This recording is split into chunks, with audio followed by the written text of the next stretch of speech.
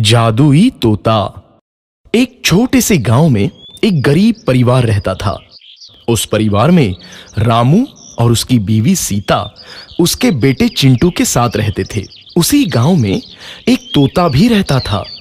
उसका नाम था रघु। वो किस्मत का धनी था। जहां भी जाता वहां किसी भी चीज की कमी नहीं पड़ती थी। एक दिन रघु उड़ते उड़ते उस गरीब परिवार के घर गया। रघु सोचता है, अरे वाह, लगता है यहाँ आज बहुत अच्छा खाना मिलेगा। मैं पेट भर के खाऊंगा। वो एक कटोरी में रखे अमरूद देखता है। अरे वाह, अमरूद, मुझे तो ये बहुत पसंद है। मैं तो इसे पेट भर के खाऊंगा। रघु तोता अमरूद खाने ही लगता है। तभी सीता रघु को अमरूद खाते देखती है तो गुस्सा हो जाती है और उसे वहां से भगा देती है। भाग यहाँ से, न जाने कहां से आ जाते हैं। मैं तो परेशान हो गई हूं इनसे। सीता के भगाने के बाद रघु चुपचाप से एक कोने में रहता है। धीरे धीरे उस परिवार की बरकत होने लगती है। एक दिन रामू और सीता खाना खाते वक्त बातें करते हैं। आजकल हमारी बहुत तरक्की हो रही है, काम भी अच्छा चल रहा है। रामू कहता है। इस पर सीता कहती है, सच कहा, भगवान हमेशा ऐसे ही हम पर मेहरबान रहे। बेटा चिंटू भी कहता है, पिताजी, मुझे खिलौना लेके दो ना, मेरे सभी दोस्तों के पास है। रामू कहता है, ठीक है, जरूर लाऊंगा। सीता कहती है, कितने खुश है सब, मेरे परिवार को किसी की नजर ना लगे। एक तरफ ऐसी बातें होती हैं तो दूसरी तरफ रसोई में रघु तोता भी अमरूद खाते रहता है। मजा आया, अमरूद खाया, मजा आया, अमरूद खाया, मजा आया। तभी सीता रसोई में आती है और रघु तोते को अमरूद खाते देख बहुत गुस्सा होती है। सीता रघु को बाहर निकालने के लिए पिंजरे में अमरूद रखती है। रघु जब अमरूद खाने लगता है तो पिंजरे का दरवाजा बंद हो जाता है और वो उसमें फंस जाता है। मुझे बाहर निकालो, मैं यहाँ फंस गया हूँ, मुझे बचाओ। अगले दिन सीता पिंजरा उठाकर बाहर दूर उस रघु को छोड़ देती है। रघु के जाते ही उनके घर आई बरकत धीरे धीरे कम हो जाती है।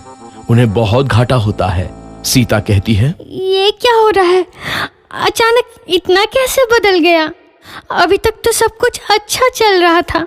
रामू कहता है, लगता है भगवान हम पर रूठ गए हैं। चिंटू भी कहता है, लगता है अब मुझे खिलौने भी नहीं मिलेंगे। और वो रोने लगता है और बाहर चला जाता है। कुछ दिन बाद रघु तोता फिर से उस घर में आता है।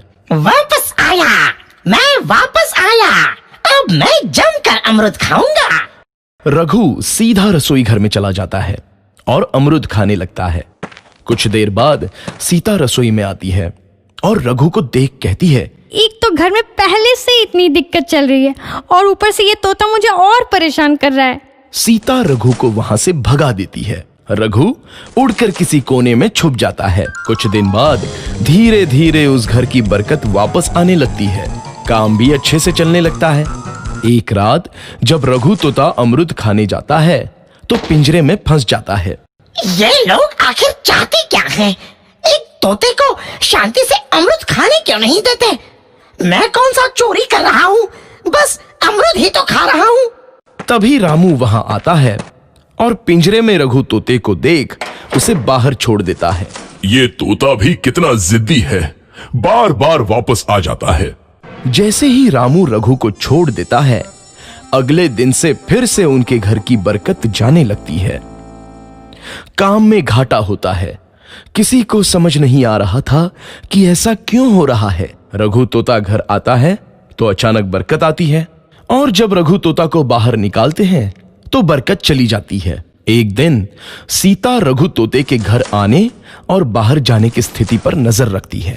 ये तोता जब भी घर आता है तो घर में बरकत आती है और जैसे ही ये घर से बाहर जाता है तो उसी के साथ बरकत भी चली जाती है। कहीं ये जादुई तोता तो नहीं है? अगली बार जब ये तोता घर आएगा तो मैं इसे कहीं नहीं जाने दूंगी।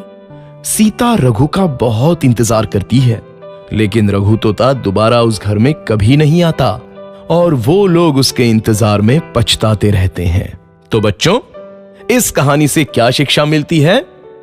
हमें कुछ चीजों की अहमियत तब पता चलती है जब हम उन्हें खो देते हैं।